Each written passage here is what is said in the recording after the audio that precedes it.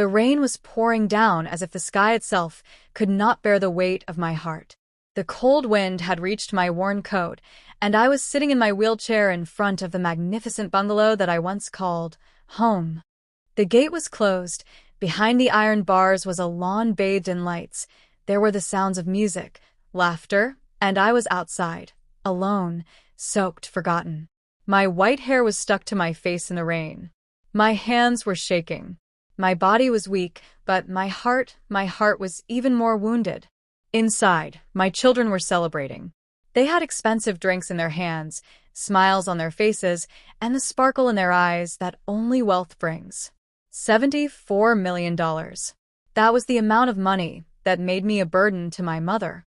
Before I continue this story, I want to ask you a question.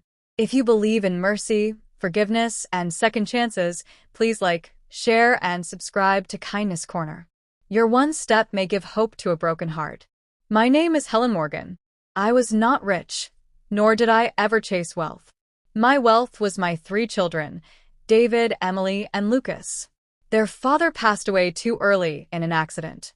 I was left alone with 3 small children and a great sorrow. I worked as a nurse, cleaned houses at night, and often went hungry so that my children could have a full stomach. I never complained because being a mother means sacrifice. The years passed. The children grew up. I became weaker.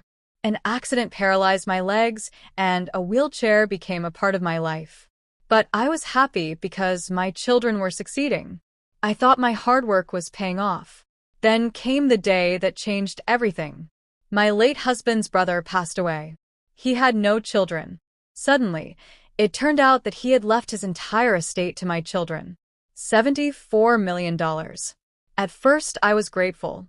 I prayed that this wealth would bring ease, peace, and happiness to my children. But wealth did not bring peace.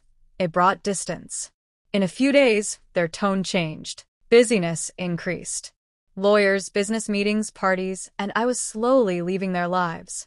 Emily hesitantly said one day that maybe I would find more comfort in a care facility.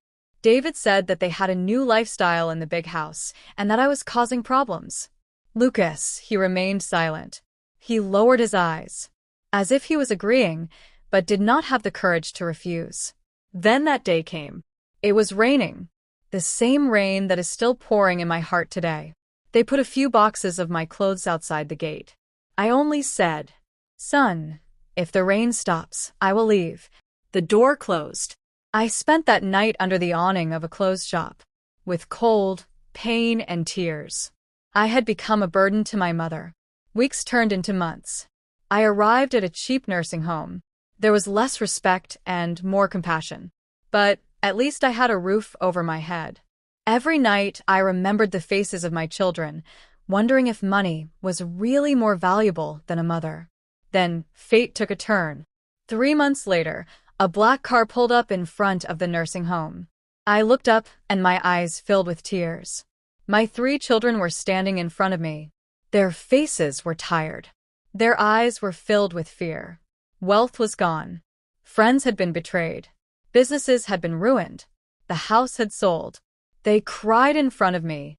David knelt down. Emily held my hands. Lucas's voice was trembling. "Mom, forgive us." I felt a moment in my heart to turn away, make them feel the same pain they had given me.